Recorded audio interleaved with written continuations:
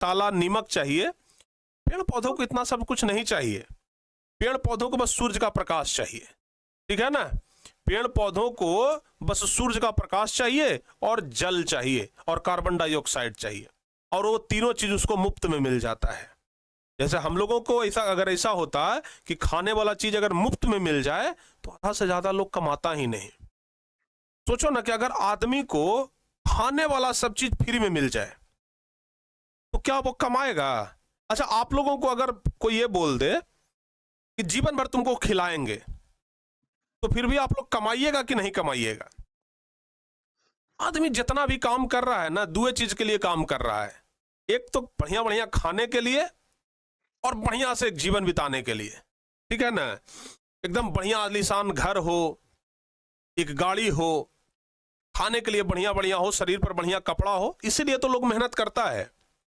बताओ बाबू, जितने भी लोग मेहनत कर रहे हैं बस इसलिए मेहनत कर रहे हैं कि भाई खाने के लिए बढ़िया से मिल जाए, पहनने के लिए बढ़िया से मिल जाए, रहने के लिए बढ़िया से मिल जाए और चलने के लिए बढ़िया एगो गाड़ी हो जाए, ठीक है ना। सब लोग इसलिए, आप लोग भी जब पैसा कमाइएगा, बड़ा होइएगा, पैसा कमाइएगा, तो आप लोग का भी फर्स्ट मोटिव यही होगा कि भैया अगर पैसा कमा रहे हैं तो पहला प्रयास करिएगा कि अब बढ़िया बढ़िया खाना है, ठीक है ना, और बढ़िया पहनना है। पहनने का शौक सबको होता है, कोई ऐसा नहीं होगा जिसको कि पहनने का शौक ना हो।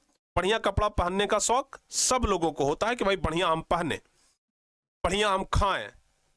सब लोगों का शौक रहता है कि बढ़िया हमारा घर हो, सब लोगों को शौक रहता है कि बढ़िया हमारे पास एक गाड़ी हो। तो आप लोग भी जब पैसा कमाइएगा तो आप लोगों का पहला शौक होगा कि हम खूब बढ़िया बढ़िया खाएं, मन भर एकदम। अपने भाई शरीर को तो पहले जो मांग रहा है उसको दें, तो बढ़िया खाएं और बढ़िया शरीर पर कपड़ा पहने। उसके बाद कहिएगा कि बढ़िया एक घर होना चाहिए, क्योंकि शरीरवा पर कपड़ा तो बड़ी बढ़िया है, अगर बाहर पहन ओढ़ के निकल जाते हैं ना तो लोगों को पता नहीं चलता है कि हम अमीर है कि गरीब है, ठीक है ना। तो लेकिन जब लोग घरवा पर आता है तब बड़ा खराब लगता है कि अरे इसका घर बढ़िया नहीं है। तो सब लोगों का इच्छा होता है कि एक बढ़िया सा घर हो हमारे पास। अगर बढ़िया घर भी बना लेते हैं तो लगता है कि सुनो ना भाई, साइकिल से चलते थे तब मोटरसाइकिल तो ले ली, लेकिन मोटरसाइकिलों से बड़ा दिक्कत है। बारिश उरिश हो जाता है ना तो कहीं पर ठहरना पड़ता है, छिपना पड़ता है पानी से बचने के लिए, नहीं तो भीग जाते हैं। धूप मतलब गर्मी में गर्मीए लगता है, लू चलता है, पूरा अंधड़ चलता है तो उधर दिक्कत होता है। बरसात में पानी से भीग जाता है और ठंडों में एकदम कपकपी ला देता है बाइक पर। तो एक कार बड़ा जरूरी है। तो सब लोग का होता है कि जब पैसा कमा रहे हैं तो एक कार जरूर रख ले, ठीक है ना। और सब लोग चाहते हैं, आप लोग को नहीं चाहते हैं कि भाई कार एक हमारे पास हो, सब लोग चाहते हैं, लेकिन उसके लिए पैसा कमाना पड़ेगा। आप लोग थोड़ा बड़े होंगे, अभी आप लोग 10वीं क्लास में गए हैं, 12वीं क्लास में जाएंगे, फिर आगे तैयारी करेंगे, नौकरी लगेगा। कुछ लोग प्राइवेट नौकरी करेंगे, कुछ लोग सरकारी नौकरी करेंगे, कुछ बिजनेस करेंगे। बहुत सारे लोग ऐसे होंगे जो अलग अलग काम में जाएंगे, और सब लोगों का इच्छा सेम होगा, रहना, खाना, घर, मकान, कार, ये सब लोगों का इच्छा होता है। लेकिन पेड़ पौधों को ऐसा कोई जरूरत नहीं है कि हमको स्वादिष्ट खाना चाहिए तो गरम मसाला वाला खाना चाहिए, तो एकदम बढ़िया से एकदम मटन चाहिए, चिकन चाहिए ना भाई। पेड़ पौधा कहता है कि भैया हमको कुछ ना चाहिए, हमको कार्बन डाइऑक्साइड जो फ्री में हमको वायुमंडल में से मिल जाता है। हवा है ना, हवा में वायुमंडल है, वायुमंडल में कार्बन डाइऑक्साइड है, वहां से फ्री में हम उठा लेते हैं, ठीक है। यानी कि कार्बन, हम लोग को चाहिए खाना बनाने के लिए एलपीजी गैस, पेड़ पौधों को चाहिए कार्बन डाइऑक्साइड गैस जो फ्री में मिल जाता है। दूसरा, पेड़ पौधों को चाहिए सूर्य का प्रकाश, सूर्य का प्रकाश फ्री में मिल जाता है। तीसरा, पेड़ पौधों को चाहिए पानी जो जमीन के अंदर से फ्री में ले लेता है। तो और चाहिए का, तो पेड़ पौधों को प्रकाश संश्लेषण के लिए यही 3-4 चीज चाहिए, कार्बन डाइऑक्साइड, जल और सूर्य का प्रकाश। और एक क्लोरोफिल भी होता है, तो क्लोरोफिल वो सूर्य के प्रकाश को अवशोषण करने के लिए होता है। तो प्रकाश संश्लेषण कहने का मतलब हुआ, प्रकाश संश्लेषण कहने का मतलब हुआ कि पेड़ पौधे अपना भोजन खुद बनाते हैं, ठीक है ना। प्रकाश संश्लेषण वह प्रक्रम है जिसके द्वारा सभी हरे पेड़ पौधे अपना भोजन सूर्य के प्रकाश की उपस्थिति में स्वयं तैयार करते हैं, ठीक है ना।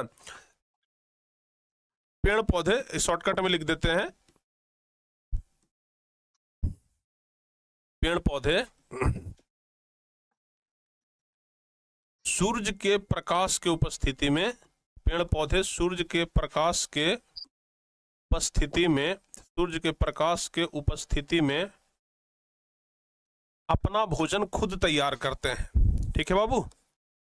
अपना भोजन अपना भोजन खुद तैयार करते हैं, अपना भोजन खुद तैयार करते हैं, अपना भोजन खुद तैयार करते हैं। पेड़ पौधे जो है ना वो सूर्य के प्रकाश की उपस्थिति में अपना भोजन खुद तैयार करते हैं, उसी को कहा जाता है प्रकाश संश्लेषण। उसी को क्या कहते हैं? प्रकाश संश्लेषण कहते हैं। अरे बच्चों को यहां तक क्लियर है? बताइए जल्दी से एक बार, बताओ बाबू। अच्छा एक बात और, हम आप लोगों से कुछ गुफ्तगू करना चाह रहे थे। आप लोग हमें कोई एक टाइम और दे सकते हैं? सुबह वाला टाइम तो संस्कृत व्याकरण का हो गया, 10 बजे तक अगर आप लोग एक आध गो टाइम अगर दे देना 10 बजे तक, तो आप लोगों का जो फिजिक्स का एक चैप्टर बच गया है और जो बायोलॉजी और थोड़ा सा केमिस्ट्री बच गया है उसको हम उस टाइम में ले चलते। और अभी जो शाम वाला क्लास है ना, वहां पर हम खाली रिवीजन करवाते हैं, सिर्फ रिवीजन रिवीजन रिवीजन, धुकिया देते पकड़ के रिवीजन का, ठीक है ना। तो हमारा ये इच्छा हो रहा था कि शाम में जो हम अभी सिलेबस का क्लास ले रहे हैं उसको किसी और टाइम में हम शिफ्ट करके और इधर रिवीजन पकड़ के धुक देते हैं, कभी फिजिक्स का, कभी बायोलॉजी का, कभी केमिस्ट्री का, कभी हिस्ट्री का, कभी ज्योग्राफी का, ऐसे करके ना रिवीजन एकदम लेते रहते हैं कि 2-3 महीना समय बचा है, जितना रिवीजन करेंगे, जितना प्रैक्टिस करेंगे वही फायदा करेगा आप, ठीक है ना। हाँ, जो खाना था खा लिए, अब उसको पचाने पर ध्यान दीजिए, ठीक है ना। हम लोगों को पूरे साल खाना था, हम लोग खा लिए, अब उस खाने को बढ़िया से पचाना है और पचाने के लिए हम एक बढ़िया समय निकालना चाह रहे हैं। समझ में आया कि नहीं आया?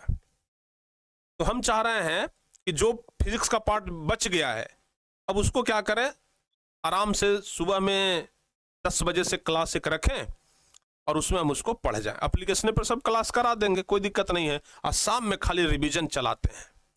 बताओ भाई, अगर आप लोग तैयार हैं इसके लिए तो एक बार बताइए, ठीक है ना। तब उसके बाद डिस्कस किया जाए कि टाइम टेबल 10 बजे, हम तो 10 बजे बोल रहे हैं, हम तो 10 बजे कह रहे हैं। अगर आप लोग हमारी बातों से सहमत हैं, अगर 10 बजे हमारी बातों से सहमत हैं तो एक बार 10 लिख करके सब लोग कमेंट कर दीजिए, एक बार 10 लिख करके सब लोग कमेंट कर दीजिए अगर हमारी बातों से सब लोग सहमत है। चूंकि आजकल स्कूल तो कोई जा नहीं रहा है भाई, हमको तो सब पता है। पहले होता था कि सर हाजिरी ताजरी लगता है, अब तो भाई सब कुछ हो गया, फार्मो भरा गया, परीक्षा भी पड़ गया, सेंटअप एग्जाम हो गया, अब तो मेन बोर्ड एग्जाम होना है, तब स्कूल कोई जा नहीं रहा है। ठंडा का दिन आ गया तो कोई बाहर भी नहीं जा रहा है क्योंकि ठंडा में सब कुकरी लगा करके कम्बल के तरह घर ही बैठल रहता है। तो अब एक क्या उपाय है, बैठ के पढ़ते रहना, ठीक है ना। तो हमको लगता है कि 10 बजे वाला टाइम जो है वो परफेक्ट है। सुबह में आप लोग का 2 क्लास रहता है, मैथ का और संस्कृत व्याकरण का। 10 बजे से हम अपना एक क्लास रखते हैं और शाम में 6 से लेकर के 8 बजे तक 2 घंटा हर एक दिन रिवीजन करना है, हमारा ये लक्ष्य है। और हर एक वर्ष हम बच्चों को ऐसे ही तैयारी कराते हैं, ठीक है ना बाबू। तो क्या कहते हैं, कल से शुरू किया जाए? कल से अगर शुरू किया जाए तो कहो, हम कल ही से हम 10 बजे वाला क्लास शुरू कर देते हैं, उधर एप्लीकेशन पर शिफ्ट करेंगे, उधर सब जो सिलेबस बचा है, थोड़ा बहुत सिलेबस बचा है, 1-1.5 सप्ताह का सिलेबस बचा है, उसको उधर खत्म करेंगे और इधर अपना एकदम फिजिक्स से उठाते हैं और रिवीजन पकड़ के हल्का मचा देते हैं। शुरू किया जाए कल से, हैं? अगर जो बच्चे इसलिए तैयार हैं कि हाँ सर जी कल से शुरू किया जाए, ठीक है ना। एक बच्चा कह रहा है कि सर रात दिन भर पढ़ाइए, हम तैयार हैं। अगर कल के लिए आप लोग तैयार हैं तो एक बार आप लोग लाल वाला जो हर्ट वाला इमोजी है ना वो भेज दीजिए। हर्ट वाला इमोजी इसलिए भेजने के लिए कहते हैं ना, उससे पता लगता है कि भाई दिल से तैयार है। सर जी एगो तो होता है कि ऊपर मन से तैयार है, एगो होता है दिल से तैयार है। एक बार हर्ट वाला जरा इमोजी भेजिए ताकि पता लगे कि ना सर जी एकदम दिल से तैयार है। 1 बजे तो आपका क्रैश कोर्स चलता है, वो तो चलते रहेगा, ठीक है ना। 1 बजे जो क्रैश कोर्स चलता है वो चलते रहेगा और बाकी हम इधर आपका रिवीजन चलाते हैं। बाकी शाम में भी कभी कभी हम ले लेंगे सिलेबस वाला क्लास, कोई दिक्कत नहीं है। बाकी जैसे अगर आज आप लोग तैयार होंगे तो कल फिजिक्स वाला क्लास जो बच गया है ना, जो कल लेना था, कल गर्दा उड़ा देंगे उसका, ठीक है ना। तो एक बार बताइए आप लोग।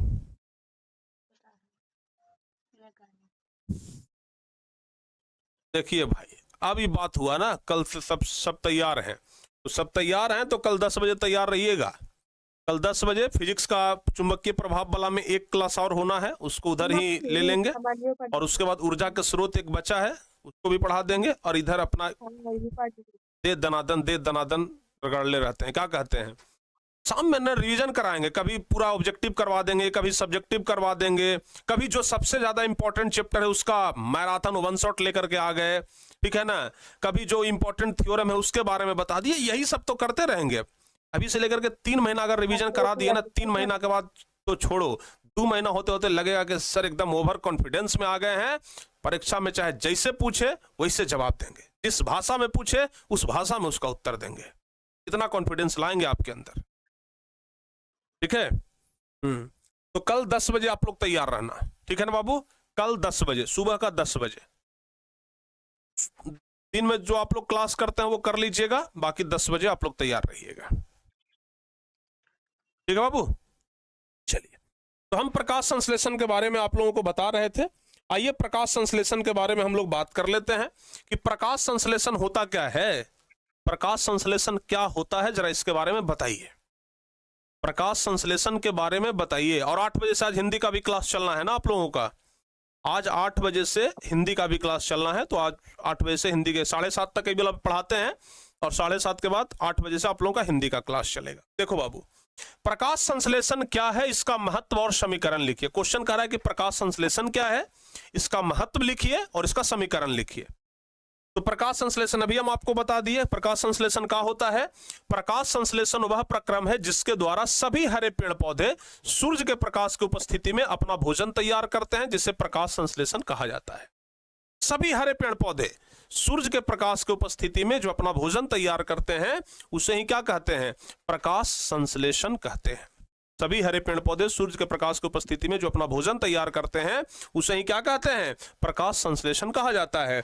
प्रकाश संश्लेषण का महत्व क्या है भाई, तो याद रखिएगा, प्रकाश संश्लेषण पृथ्वी पर सभी जीवों के लिए प्राथमिक भोजन का स्रोत है। भैया हम लोग भोजन के लिए पेड़ पौधों पर निर्भर हैं, और अगर पेड़ पौधे ही भोजन ना करें, पेड़ पौधे ही अगर मर जाएं तो हम लोग क्या करेंगे, हम लोग तो पहले ही टपक जाएंगे। तो इसलिए भोजन का जो मुख्य स्रोत है पेड़ पौधा, हम लोग उस पर निर्भर है, और प्रकाश संश्लेषण का महत्व यही है कि वो प्रकाश संश्लेषण जो है वो पेड़ पौधों को जीवित रखता है। दूसरा, इस प्रक्रिया से वातावरण में ऑक्सीजन उत्पन्न होती है जो सभी प्राणियों के लिए आवश्यक है। वातावरण में ऑक्सीजन उत्पन्न, प्रकाश संश्लेषण क्रिया में क्या होता है, पेड़ पौधे ऑक्सीजन लेते हैं, ये कार्बन डाइऑक्साइड लेते हैं, ऑक्सीजन छोड़ते हैं। एक बात ध्यान रखिएगा, हम लोग को बचपन से ये सिखाया गया था कि पेड़ पौधे, हम लोग श्वसन में ऑक्सीजन लेते हैं और पेड़ पौधे कार्बन डाइऑक्साइड लेते हैं, यही ना हम लोग को सिखाया गया था कि हम लोग श्वसन क्रिया में क्या लेते हैं, ऑक्सीजन लेते हैं, और पेड़ पौधे श्वसन क्रिया में क्या लेते हैं, तो भैया पेड़ पौधे श्वसन क्रिया में कार्बन डाइऑक्साइड लेते हैं। हम लोग को तो यही सिखाया गया है बाबू, एक मिनट, हम लोग को तो यही ना सिखाया गया है कि पेड़ पौधे जो हैं वो क्या करते हैं, श्वसन क्रिया में ऑक्सीजन नहीं बल्कि कार्बन डाइऑक्साइड लेते हैं, जबकि ये बात गलत है।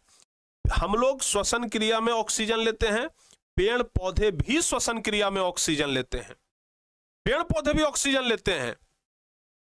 तो कहिएगा कि सर कार्बन डाइऑक्साइड वाला बात, कार्बन डाइऑक्साइड वाला बात सही है, लेकिन पेड़ पौधे श्वसन क्रिया में कार्बन डाइऑक्साइड नहीं लेते हैं, प्रकाश संश्लेषण क्रिया में वो कार्बन डाइऑक्साइड लेते हैं। पेड़ पौधे जो हैं तो वो प्रकाश संश्लेषण क्रिया में कार्बन डाइऑक्साइड लेते हैं, समझ गए ना। तो इस बात पे थोड़ा सा ध्यान दीजिएगा। तो यह पृथ्वी पर सभी जीवों के लिए क्या है, प्राथमिक भोजन का स्रोत है। इस प्रक्रिया से वातावरण में ऑक्सीजन उत्पन्न होती है जो सभी प्राणियों के लिए क्या है, बहुत आवश्यक है। सूर्य की ऊर्जा पौधों द्वारा रासायनिक ऊर्जा के रूप में ग्लूकोज में संचित की जाती है, यानी कि सूर्य से जो प्राप्त ऊर्जा है उसको ग्लूकोज के रूप में पेड़ पौधे संचित करता है, और वायुमंडलीय कार्बन डाइऑक्साइड की मात्रा को संतुलन रखने में मदद करता है। और सबसे महत्वपूर्ण तो ये वाला समीकरण है जिसको प्रकाश संश्लेषण का समीकरण कहते हैं, ठीक है ना। 6CO2 यानी कार्बन डाइऑक्साइड प्लस में जल, देखो बाबू 6CO2 यानी कार्बन डाइऑक्साइड के 6 अणु और जल के 12 अणु। अब इसको सूर्य का प्रकाश और क्लोरोफिल मिलेगा तो ये बनाएगा C6H12O6 यानी ग्लूकोज। ये वाला चीज याद करिए, आपके मॉडल पेपर में आया था कि ग्लूकोज का रासायनिक सूत्र लिखें, तो ग्लूकोज का रासायनिक सूत्र यही होता है C6H12O6 plus 6O2 plus 6H2O, ठीक है ना। तो प्यारे बच्चों सबसे इंपॉर्टेंट चीज है ये वाला, जरा ध्यान से देख लीजिए, यानी कि आपके परीक्षा में ये आता है, आपके परीक्षा में ये आता है कि प्रकाश संश्लेषण का समीकरण लिखिए, ऑब्जेक्टिव में दे देगा कि निम्नलिखित में प्रकाश संश्लेषण का सही समीकरण कौन है। ऐसा ऐसा 4 गो समीकरण देगा जिसमें एगो आपको छांटना है। तो प्रकाश संश्लेषण का ये समीकरण आप लोग बढ़िया से याद रखिएगा, ठीक है ना। ये प्रकाश संश्लेषण का समीकरण काफी इंपॉर्टेंट है, परीक्षा में पूछता है बाबू, इसको आप लोग ध्यान से याद कर लीजिएगा। तो ये प्रकाश संश्लेषण हो गया। अब जरा अभी आप लोगों को बताएं कि एक 4 गो प्रयोग में से एगो कोई प्रयोग आता है। जैसे एक प्रयोग के द्वारा दर्शाएं कि प्रकाश संश्लेषण के लिए क्लोरोफिल आवश्यक होता है। प्रकाश संश्लेषण में 4 चीज जरूरी है, प्रकाश संश्लेषण में 4 गो प्रयोग जरूरी है। पहला तो होता है कि आपसे पूछ सकता है, एक प्रयोग के द्वारा दर्शाएं कि प्रकाश संश्लेषण क्रिया में ऑक्सीजन गैस मतलब निकलता है। एक प्रयोग के द्वारा दर्शाएं कि प्रकाश संश्लेषण क्रिया में कार्बन डाइऑक्साइड गैस लेते हैं। एक प्रयोग के द्वारा दर्शाएं कि प्रकाश संश्लेषण क्रिया के लिए सूर्य का प्रकाश आवश्यक है। अभी जो प्रयोग हम आपको बताने जा रहे हैं, एक प्रयोग के द्वारा दर्शाएं कि प्रकाश संश्लेषण के लिए क्लोरोफिल आवश्यक है। इस प्रयोग को हम लोग कैसे करेंगे, एकदम ध्यान से समझ लीजिए, परीक्षा के लिए वन ऑफ द बेस्ट है, बहुत इंपॉर्टेंट है, ठीक है ना। परीक्षा के लिए काफी ज्यादा इंपॉर्टेंट है, तो इसको आप लोग जरा समझिएगा।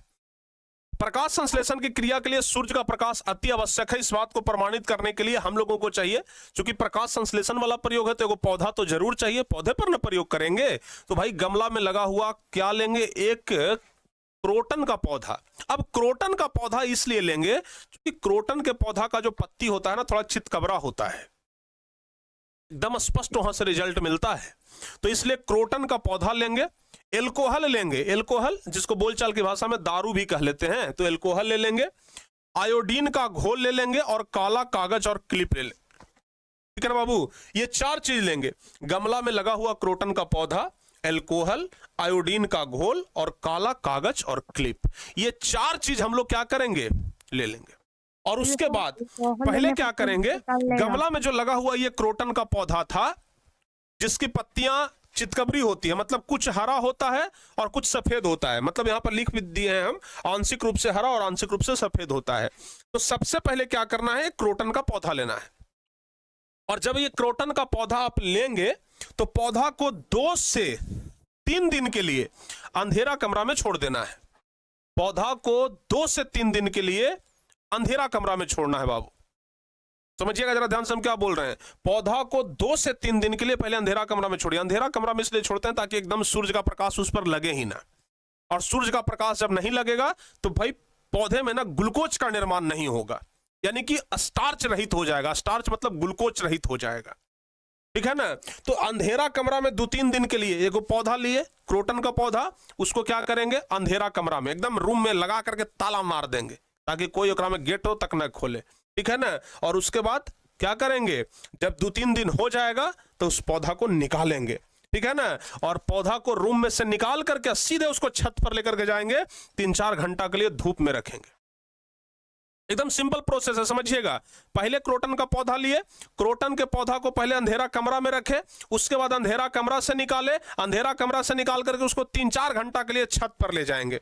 और 3-4 घंटा के लिए छत पर ले जाने के बाद जब 4 घंटा धूप में छोड़ दिए, उसके बाद पौधा का एगो पत्ती तोड़ेंगे, ठीक है ना। पौधा का एगो पत्ती तोड़ेंगे और तोड़ करके एल्कोहल से भरे परखनली में डालकर उबाल देंगे। जो दारू लिए थे ना एल्कोहल से भरा हुआ जो परखनली है उसमें डाल करके उबाल देंगे, ठीक है। पानी लेंगे, पानी में हल्का एल्कोहल और उसको गैस पर चढ़ा करके खूब एकदम खौला देंगे और उसमें पत्ती डालल रहेगा, ठीक है ना। अच्छा, एल्कोहल में डाल करके खौलाएंगे काहे, पत्ती को एल्कोहल में काहे डाल के खौला रहे हैं, काहे कि अगर पत्ती को एल्कोहल में डाल करके अगर खौला दिया जाता है ना, अगर पत्ती को एल्कोहल में डाल करके अगर खौला दिया जाए तो उसमें से क्लोरोफिल अलग हो जाता है। क्योंकि जो क्लोरोफिल होता है एल्कोहल में घुलनशील होता है, तो पौधे में जो थोड़ा बहुत क्लोरोफिल था ना, पौधे में जो थोड़ा बहुत क्लोरोफिल था, वो क्लोरोफिल क्या हो गया, एल्कोहल में घुल गया, यानी कि अब पत्ती में क्लोरोफिल बचा ही नहीं, ठीक है बाबू। तो इसलिए उसको एल्कोहल में क्या करते हैं, गर्म करते हैं ताकि जो क्लोरोफिल है वो एल्कोहल में मिल जाए। अब पत्ती पर आयोडीन विलयन डालेंगे, देखेंगे कि पत्ती का रंग कैसे बदलता है। पत्ती पर क्या डालेंगे, आयोडीन विलयन। पत्ती पर क्या डालेंगे? आयोडीन विलयन। ठीक है ना, जब क्लोरोफिल हट गया पूरा पत्ती में से तब उस पर क्या डालेंगे? आयोडीन विलयन। काहे लगी? कि देखेंगे कि भाई पत्ती का रंग बदलता है कि नहीं बदलता है।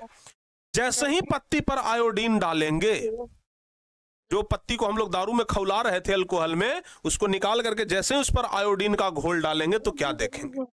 आयोडीन का घोल डालने पर देखते हैं कि पत्ती का सफेद भाग, चूंकि अभी आपको बताए थे कि जो क्रोटन का पौधा होता है उसमें कुछ भाग हरा होता है, कुछ भाग सफेद होता है, तो पत्ती का सफेद भाग जिस पर अगर हम आयोडीन विलयन डाले तो वह नीला काला नहीं हुआ, क्योंकि उसमें स्टार्च नहीं है, ग्लूकोज नहीं है।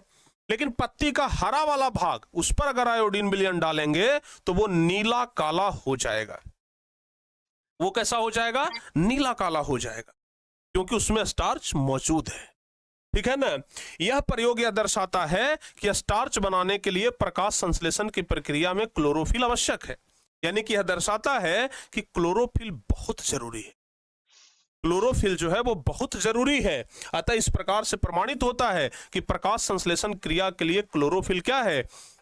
अति आवश्यक है। प्रकाश संश्लेषण क्रिया के लिए क्लोरोफिल क्या है? अति आवश्यक है। ठीक है ना। ये वाला प्रयोग बस आप लोगों को कर देना है। और प्यारे बच्चों, बस इस तरीके से एगो गमला का, एगो पौधा का, एगो पत्ती का और पीकर में डालते के खौलाते हुए का एगो बस ग्राफ ऐसे ही हाथ से बना दीजिएगा, काम हो जाएगा। ठीक है ना। इस तरीके से प्यारे बच्चे अगर आप लोग करते हैं, आप लोग एकदम 6 नंबर के हकदार होंगे। कितना नंबर का? 6 नंबर का, क्योंकि ये दीर्घ उत्तरीय में पूछता है और फिजिक्स का दीर्घ उत्तरीय 6 नंबर का होता है। ठीक है ना। फिजिक्स का जो दीर्घ उत्तरीय होता है वो कितने नंबर का होता है? 6 नंबर का होता है। ठीक है।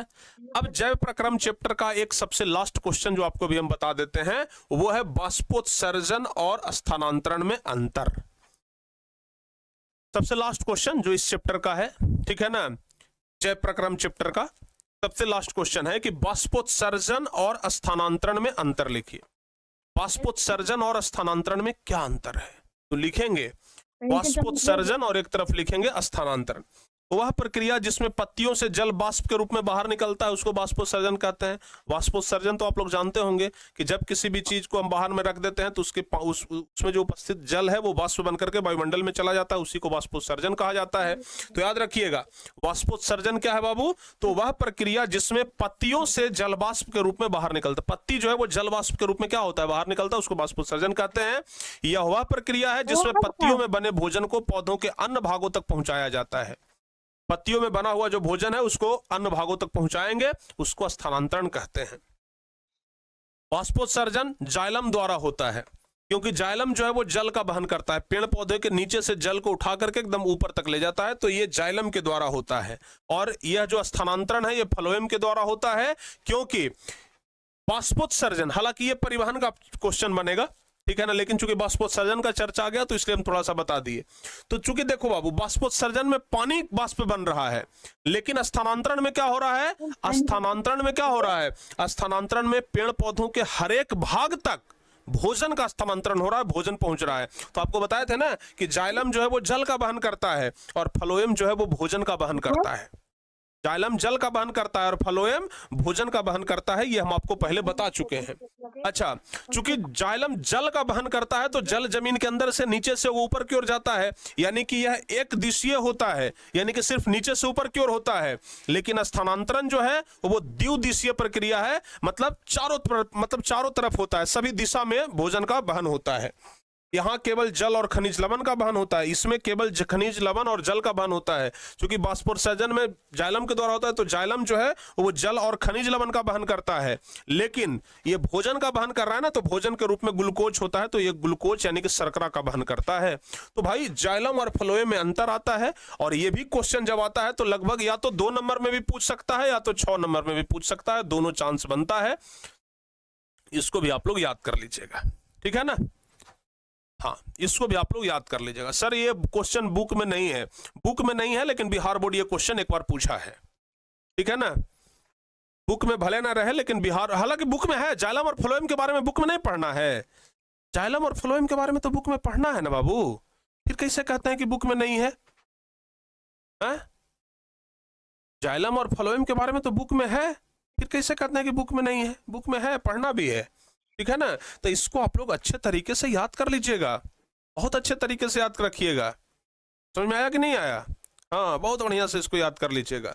तो चलिए 8 बजे से ना आप लोगों का श्वसन वाला भी चैप्टर पढ़ा, ये नहीं, हिंदी का क्लास लेना है 8 बजे से। तो आज हम पहला चैप्टर खत्म कर दिए हैं, जैव प्रक्रम चैप्टर। अब श्वसन चैप्टर, परिवहन चैप्टर और उत्सर्जन, 3 चैप्टर बचा है। हम सोचते थे कि आज श्वसन तक खत्म करेंगे, लेकिन जैव प्रक्रम तक ही खत्म हो पाया, क्योंकि अब समय कम है, 30-40 मिनट का समय बचा है। तो इसके बाद अब हिंदी का क्लास शुरू करना है, तो हिंदी के क्लास के लिए आप लोग तैयार रहिएगा। मिलते हैं प्यारे बच्चे आप